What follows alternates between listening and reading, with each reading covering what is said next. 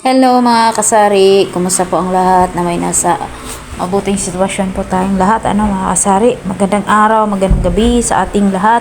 So for today's video guys, ito ay Sabado, araw po ng Sabado kami.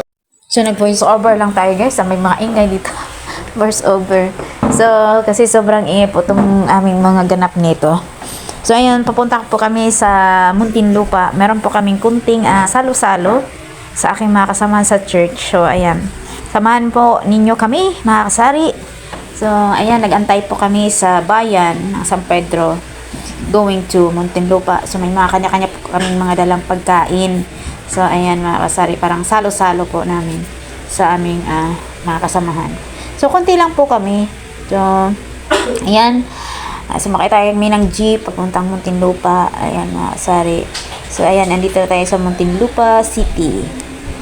So kami po ay may mga salo-salo at nagdala po kami ng mga kanya-kanyang pagkain. Ito yung mga anak ko, malapit na po kami sa lugar ng aming pupuntahan, pero nakibili muna ng pagkain sa 7-Eleven at saka ayan, kanya-kanya kaming kwentuhan kasi yung isa sa mga kasamahan namin ay inaantay din namin. So papunta sa lugar na yun. Ayun mga kasari, samahan niyo po kami kung ano pong mga ginagawa namin dito mga kasari. At tayo ay nakapag-unwind naman dito. So sasakay po sana kami ng tricycle papunta doon sa aming pupuntahan, pero dahil sabi po ay malapit lang, sayang po yung tricycle, kaya naglakad po kami ng mga siguro 10 minutes so 15 minutes papunta sa venue ng aming pupuntahan. Mga kasari, so medyo mabigat po yung aming mga dala-dala, kaya ako ay nahirapang mag-video mga kasari. So dito ito sa papuntang Bilibid po sa Muntinlupa. So ayan, may park kasi doon. So kami ay doon magpahangin. Maraming puno nakikita po natin. So ang sarap lang po sa mata na nakikita natin yung mga puno-puno na yan. Mga kasari. So ayan, kanya-kanya kaming bit-bit sa aming mga dala-dala. Yung iba medyo mabigat. Ako yung nagdala po si kuya nagdala po ng ice yan. Para meron kaming malamig ice. Tapos si Iskat naman ay naiwan namin dito sa bahay. Dapat sumama siya, pero sabi niya wag na lang. So siya ay nagbantay sa tindahan. So ayan, nadaanan po natin yung Jamboree Lake dito guys. So marami pong mga puno dito, green talaga. Iba po sa ating paningin kasi bihira po tayo makakalabas. So paulit-ulit po yung ating pinupuntahan, papuntang grocery, mamili. Ayan.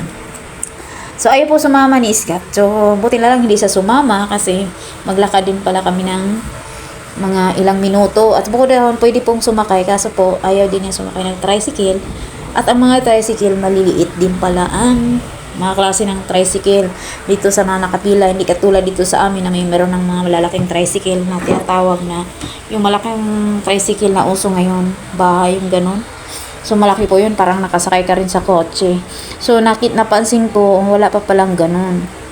So mahaba-haba po ang aming mga nilakan, mga kasari. So tayo nakapag-unwind ng konti dito. Tapos ayan, ang ingay namin dyan, maingay po ang lugar kasi ang dami pong sasakyan. So ayan, papunta na tayo, malapit na kami dito sa aming pupuntahan. At bihira na po kami magkakaganito, no? So depende once a year. So ayan, may kanya-kanya pong mga dalahin na mga bit-bit. Masaya. Ito ay excited po kami. Kahit na marami po kaming bit-bit, parang hindi kami napapagod kasi hindi po namin alam yung lugar. So yan po ang aming mga kasamahan. Ayan, nagpahinga muna kami kasi medyo mahaba-haba na po yung aming nilakad-lakad mga kasari. Pero malapit na po kami dito. Tapos ayan, ang ganda ng lugar. Makahoy, mapuno, green at mahangin. So sa panahon po ngayon kasi January, mahangin po siya, malamig. So ang sarap po sa pakiramdam, no? Siyempre pag naiba ang aming pakiramdam. So ayan, ito po yung aming pagsalo-saluhan dito mga kasari. Ayan ba? Ayan, pagsalo-saluhan namin, kanya-kanya po yung medala ng pagkain. Ang saya kasi ayun, nakapag-banding po na naging iba po. Tsaka kami lang mga kananayan. Tinama ko yung mga anak ko. Ayan, nakakatawa. Salamat sa Lord. Ayan. Ngiting tagumpay kami. So, ayan. Kami ay may mga konting mga pinag-usapan, gano'n, nag-mentoring kami. Tapos, ayan, sabay, ganyan po. So, napakalawak pala dito. So, ang dami din pong namamasyal. So, time po, sa mga oras po niyan ay mga hapon na, mga 12 siguro o 1 o'clock kami dumating dyan. At pagkatating namin dyan ay nagkainan ka agad. So, pagkatapos namin kumain ay lumipat kami ng lugar na yung uupo kami sa tawag nito, upo kami sa mga damuhan para kami ay makapag chika-chika, ganyan. So, ayan. Ang sarap lang sa pakiramdam makita mo yung mga ganun, Saka sobrang lakas ng hangin. Ang dami din palang namamasyal dito, mga kasari. So, first time ko pong nakarating dito. Actually, nadadaanan ko po to dati nung may trabaho pa ako.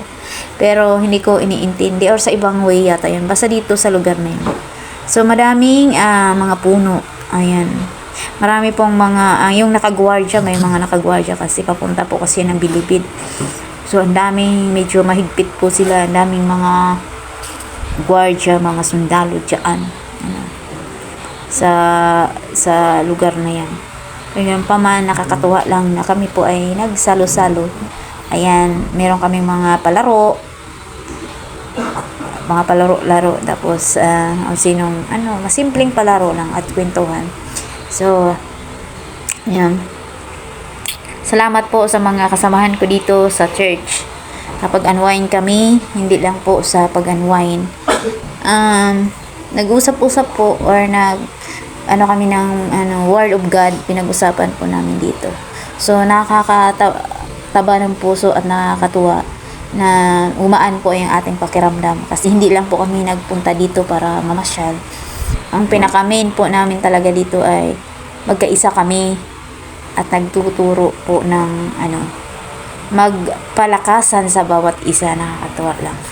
Tapos kahit na may mga kasamahan kaming may dalang bata, nagpunta din sila, nag-cooperate, mga sabi. So, ayan, at salamat din sa inyo, mga pagkain, ang sasarap. Ako'y kumain talaga ako ng madami dyan kasi bihira po akong, yung pakiramdam ko ay ang tagal kong hindi nakakain ng mga pagkain Pilipino. Kasi madalas na ako ngayon nakakain ng tinapay, mga kasari, tinapay, spaghetti, ganyan.